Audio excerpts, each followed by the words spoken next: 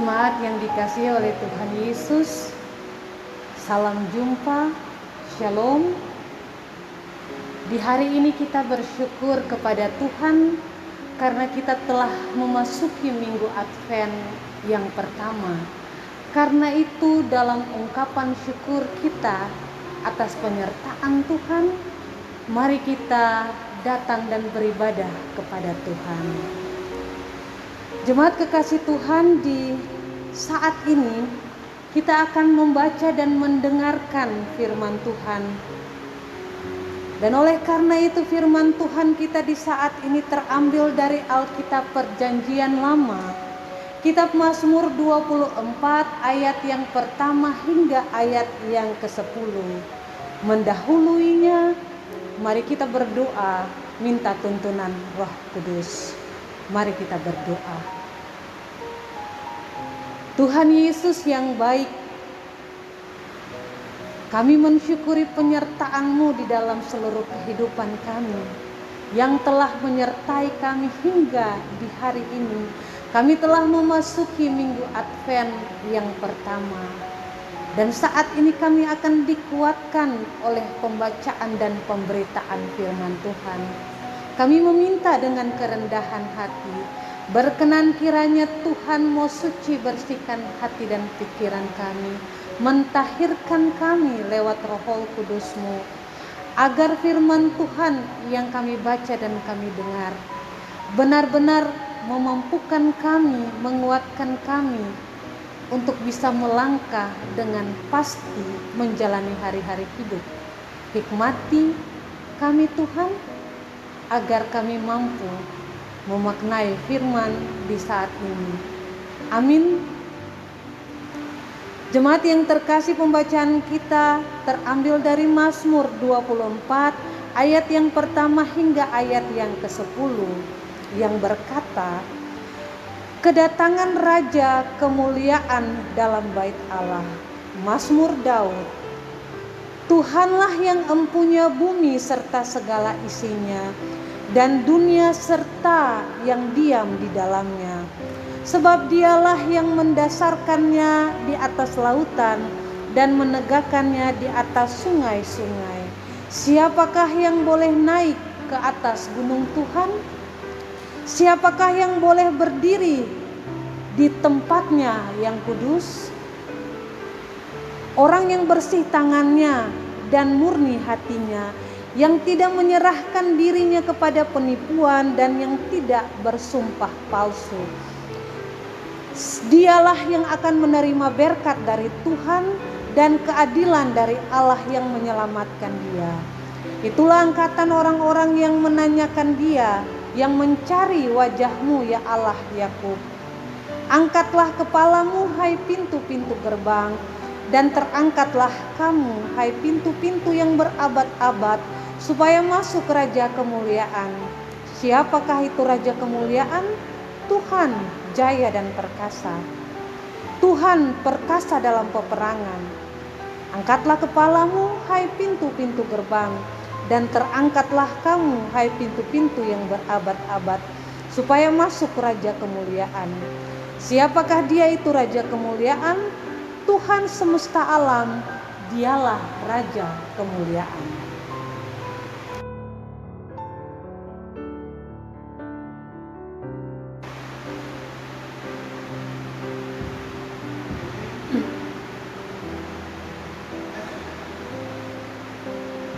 Jemaat yang terkasih dalam Tuhan Yesus, di saat ini kita sudah boleh memasuki minggu Advent yang pertama dalam situasi pandemi COVID-19 yang belum juga berakhir, sehingga hidup kita sampai saat ini masih saja dihantui oleh kecemasan dan ketakutan. Namun di tengah ancaman pandemi COVID-19 ini, kita tidak boleh putus asa, sebab tangan Tuhan yang kuat dan perkasa itu tetap menjaga, merawat, dan membangun hidup bersama persekutuan yang sehat rohani dan jasmani. Sebagaimana yang terungkap dalam rumusan tema bulanan kita,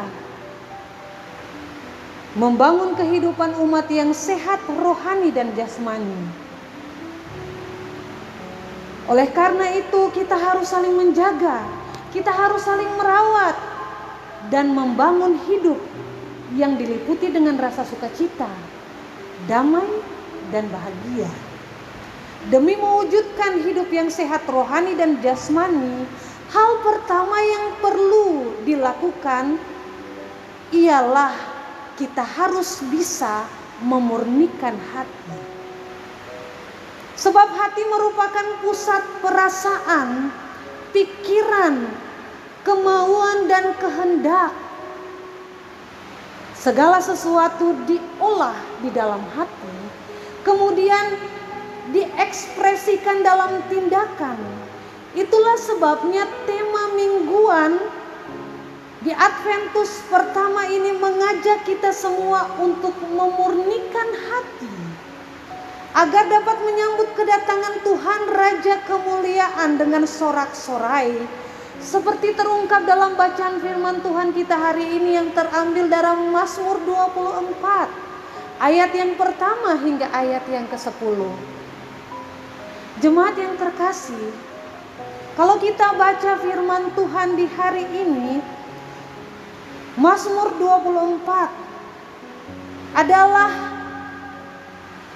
Mazmur yang biasanya dinyanyikan oleh umat Israel mengiringi upacara memasuki bait Allah dalam kesempatan resmi atau khusus untuk memperingati kekuasaan Tuhan atas dunia yang diciptakannya. Mazmur ini diawali dengan mengungkapkan pengakuan iman Israel bahwa Tuhanlah pemilik bumi dan segala isinya. Ada dalam ayat yang pertama sampai ayat yang kedua. Sehingga seluruh makhluk ciptaannya harus menyembah Dia dalam kebenaran dan kekudusan hidup. Arak-arakan memasuki bait Allah diiringi dengan syair, lalu dinaikkan secara berbalas-balasan. Siapakah yang boleh naik ke atas gunung Tuhan? Siapakah yang boleh berdiri di tempatnya yang kudus? Kemudian dilanjutkan dengan pernyataan orang yang bersih tangannya dan murni hatinya, yang tidak menyerahkan dirinya kepada penipuan dan yang tidak bersumpah palsu. Ayat yang ketiga dan ayat yang keempat. Ungkapan-ungkapan tersebut mengisyaratkan orang yang terlibat dalam arak-arakan menyambut Tuhan haruslah hidupnya itu tidak boleh tercemar. Dalam arti bebas dari kejahatan atau tidak melakukan kekerasan, murni, jujur, tulus dan suci hatinya, atau tidak menyimpan kebencian, dendam, tidak suka menipu dan berbohong atau bersumpah palsu. Hal-hal tersebut menandakan bahwa orang yang berarak-arakan bersama dengan Tuhan haruslah orang-orang yang menunjukkan kualitas seorang yang layak untuk menyambut Tuhan. Tuhan bertahta di tempat tinggi dan kudus. Oleh karena itu, Tuhan Allah juga berkenan menjumpai umat Israel atau manusia ketika manusia itu bersih, murni, dan tidak bercacat celah. Selanjutnya dikatakan orang dengan kualitas seperti itu akan menerima berkat-berkat dari Tuhan. Dan Allah akan melakukan keadilan serta menyelamatkan orang-orang seperti itu. Orang dengan kualitas hidup seperti itu adalah juga orang-orang yang terus menerima kehendak Tuhan dalam setiap peristiwa yang mereka alami, dan setia mencari hingga menemukan wajah Allah yang penuh cinta kasih dalam pemenuhan pengalaman dan hidup sehari-hari. Orang-orang seperti itu adalah orang-orang yang pastinya sangat dikasihi oleh Tuhan Allah, dan hidupnya selalu dituntun oleh Tuhan dalam penyertaan yang luar biasa yang Allah anugerahkan. Kemudian jemaat, dalam ayatnya yang ke-7 sampai ayat yang ke-10 berisi ajakan kepada umat untuk bersiap diri. Angkatlah kepalamu menyambut Tuhan yang sedang datang, yang semakin mendekat. 2 kali ajakan disampaikan secara berbalasan sebagai penegasan bahwa peristiwa itu adalah sesuatu hal yang sangat penting, sebab yang datang bukanlah manusia, tetapi yang datang adalah Allah yang Maha Kuasa, Raja di atas segala raja. Oleh karena itu, di situ dikatakan ada 2 pertanyaan penting. Siapakah itu Raja Kemuliaan? Sudah pasti Tuhan jaya dan perkasa. Tuhan perkasa dalam peperangan. Ayat yang ke-8 berkata demikian.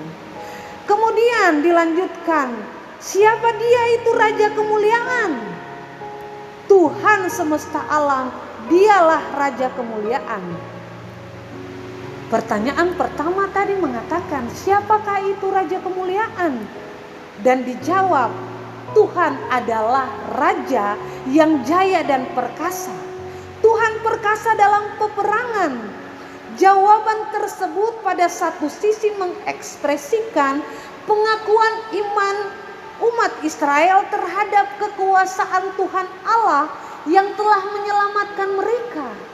Mereka mengaku bahwa keselamatan yang mereka alami hingga saat itu adalah berasal dari Tuhan Allah. Dan selanjutnya itu juga merupakan akta di mana mereka mengingat kembali karya Allah dalam sejarah hidup bangsa Israel. Sementara pertanyaan yang kedua, siapakah dia itu Raja Kemuliaan? Di sini pertanyaan pertama diulangi dengan menambahkan kata dia, bertujuan supaya umat sungguh-sungguh mengarahkan hati dan hidup mereka hanya kepada Allah. Serta jawaban Tuhan semesta alam, dialah Raja Kemuliaan. Jawaban yang kedua menegaskan bahwa umat sungguh-sungguh mengarahkan hati mereka kepada Tuhan Allah, bahwa Tuhan tidak hanya berkarya dalam sejarah umat Israel, tapi juga berkarya dalam sejarah dunia ini, karena memang hanya dialah Allah yang layak untuk disembah, Sang Pencipta alam semesta. Dialah kemuliaan yang sedang datang dan semakin mendekat. Jemaat yang terkasih, berdasarkan uraian firman Tuhan di hari ini, maka sebagai umat dan pelayan Gereja Protestan Maluku, kita diajak untuk menggunakan momen Adventus pertama ini untuk mengenal diri dengan sungguh-sungguh. Apakah kita layak menyambut Tuhan Yesus Kristus sebagai Raja Kemuliaan yang sedang datang dan semakin mendekat? Seseorang disebut layak bila dia memiliki kualitas hidup yang baik. Tangannya tidak melakukan kejahatan dan kekerasan. Hatinya murni, suci, tulus, tidak pernah membenci, tidak mau mendendam, tidak suka menipu, berbohong, dan munafik. Tidak suka mengotori bibir dengan mengucapkan hal-hal yang tidak penting, tidak perlu, dan menyakiti hati orang lain. Dan untuk menjadi orang yang baik atau memiliki kualitas hidup yang baik, seseorang perlu belajar menjadi pribadi yang akrab atau dekat dengan Tuhan, yang selalu mengandalkan Tuhan dalam hidupnya, yang selalu mencari wajah Allah di dalam diri Yesus Kristus, yang penuh cinta kasih, dan kemudian merefleksikan semuanya di dalam kehidupan tiap hari. Bagaimana caranya supaya kita bisa dekat dengan Tuhan? Sederhana. Mari setiap hari sediakanlah waktu untuk membangun hubungan yang baik dengan Tuhan di dalam rumah doa. Ajaklah suami, ajaklah istri, ajaklah anak-anak, ajaklah semua anggota keluarga untuk menyatu hati di dalam doa secara bersama. Kemudian percakapkanlah firman Tuhan untuk saling menguatkan. Maka percayalah bahwa kehidupan kita akan dituntun oleh Tuhan untuk melakukan hal-hal yang baik. Dan hati kita tidak akan suka untuk melakukan hal-hal yang mendatangkan dosa. Sehingga kehidupan kita akan murni di hadapan Tuhan. Dan firman Tuhan tadi mengatakan bahwa ketika kita dekat dengan Tuhan, murni hidupnya, suci hatinya, tangannya bersih, maka Tuhan akan menganugerahkan berkat-berkat yang melimpah di dalam seluruh perjalanan kehidupan kita secara pribadi dan keluarga. Maka kehidupan kita bukan saja diberkati, tapi anak cucu kita juga beroleh anugerah Tuhan yang tidak terbatas. Maka kita tidak perlu takut dengan apapun. Ketika Tuhan semakin dekat dengan kita, maka kehidupan kita akan terus dihentar oleh Tuhan untuk mendapatkan hal-hal yang indah dan membahagiakan. Itu janji Tuhan. Oleh karena itu setiap umat dan pelayan, kita harus berkomitmen untuk menjadi pribadi yang murni untuk menyambut Tuhan, Sang Raja kemuliaan. Sebab dialah yang berkuasa, dialah yang empunya hidup, dialah yang empunya berkat, dialah yang empunya dunia ini.